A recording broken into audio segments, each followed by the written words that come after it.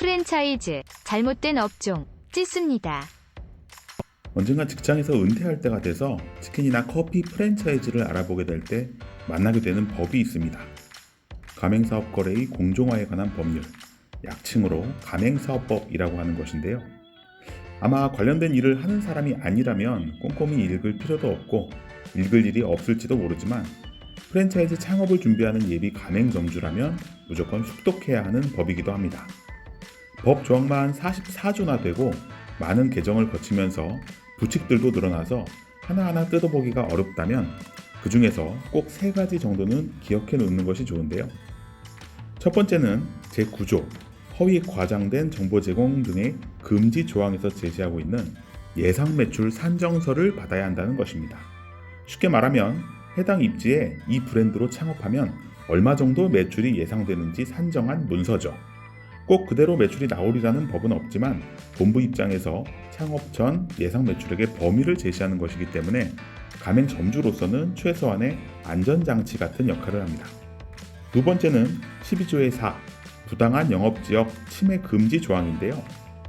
가맹본부는 가맹점주가 영업할 수 있는 최소한의 영역 범위를 계약서에 기재하게 되어 있고 그 영역 안에 동일본부의 직영점이나 가맹점을 낼 수 없게 되어 있습니다. 특히 요즘같이 배달 음식이 많아진 프랜차이즈 시장에서 배달 영업권을 보호하는지 체크하는 것도 굉장히 중요한데 프랜차이즈 본부 선택 시 꼭 따져봐야 하는 문제고요.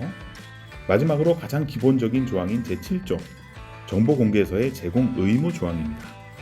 정보공개서란 가맹본부의 일반 현황부터 가맹사업 현황, 가맹본부의 임원, 가맹사업자의 부담금, 영업활동에 관한 조건과 제한, 가맹사업의 개시에 관한 상세한 절차와 소요기간, 교육, 훈련에 대한 설명, 직영점 현황 같은 기초적이고 기본적인 가맹본부의 설명 자료와 같은 것인데요.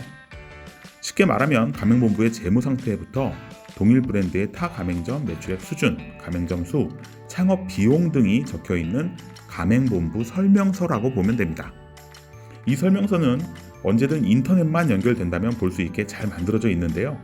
포털에서 가맹사업거래라고 입력하면 공정거래위원회가 운영하고 있는 전국 가맹사업본부의 정보공개서를 한눈에 볼 수 있는 사이트로 바로 연결할 수 있습니다. 보고 싶은 가맹본부만 선택해서 보거나 업종별로, 가맹본부별로, 브랜드별로 비교할 수 있게 되어 있죠. 상대적으로 기업들보다 정보를 덜 가지고 있고 활용 능력이 낮은 예비 가맹점주들을 위해 국가가 최대한 많은 자료를 쉽게 볼 수 있도록 만들어 놓은 것으로 이해할 수 있습니다. 전국 가맹점 수와 연도별 신규 개점, 폐점 수, 타 가맹점의 평균 매출액, 가맹사업자의 부담금 같은 것들을 말이죠. 그런데 좋은 취지로 시작한 서비스라고 해도 업계나 학계에서는 실질적인 몇 가지 문제점들을 계속 지적해 왔는데요. 가장 큰 문제는 가맹본부의 정보 등록 시점이 너무 과거 시점이어서 적시성 있게 예비 가맹점주에게 정보를 제공하지 못하고 있다는 점이었습니다. 지금이 2022년 연말이라면 예전에는 2020년 연말 자료나 심지어 2019년, 2018년 자료가 올라와 있는 본부들이 꽤 있었으니까요. 그런데 이 부분은 최근 법 개정과 시행이 이루어지면서 전년 말 자료를 검색할 수 있게 되었습니다. 그래서 최근에는 2021년 말까지의 자료를 검색해 볼 수 있죠. 그리고 두 번째로 남은 문제가 오늘 영상의 주제인 업종의 분류 문제입니다.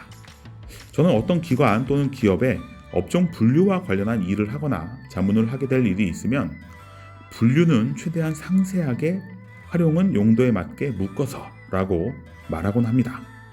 데이터의 힘이라는 게 결국은 분류에서 출발해서 분류로 끝난다고도 말하고 분류가 상세하고 정확할수록 분석이나 예측까지 가지 않더라도 자연스럽게 인사이트가 보인다고도 말합니다.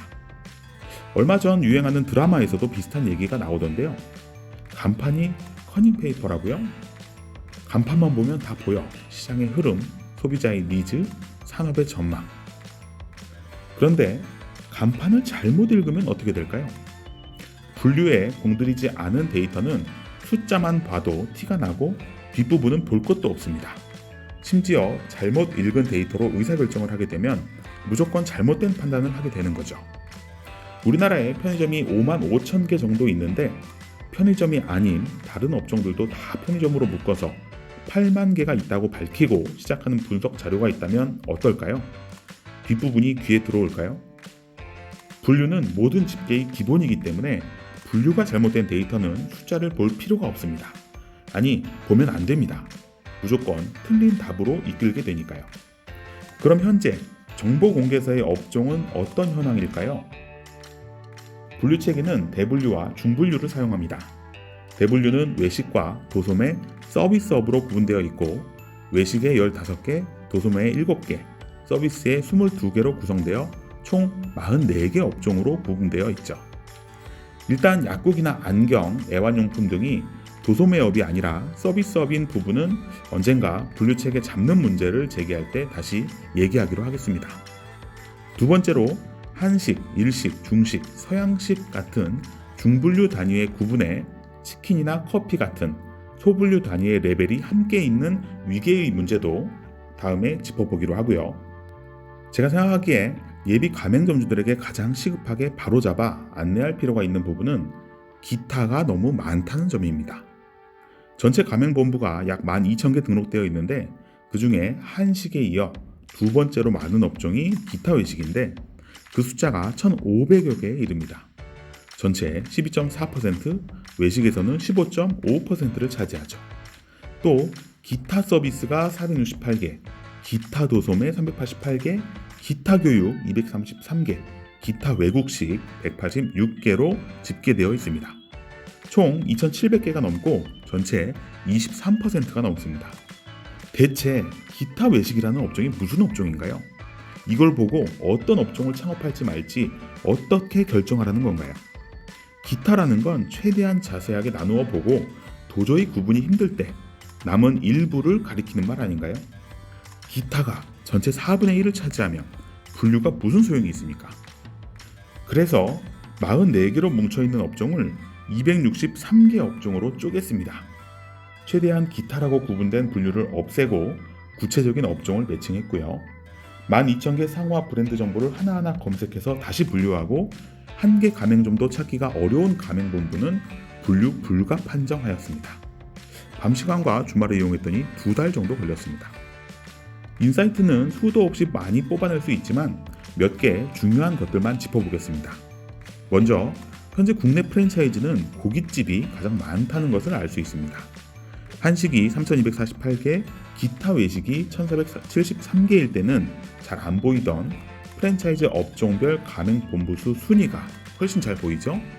고깃집, 커피, 치킨, 일반 한식, 떡볶이, 피자 순입니다.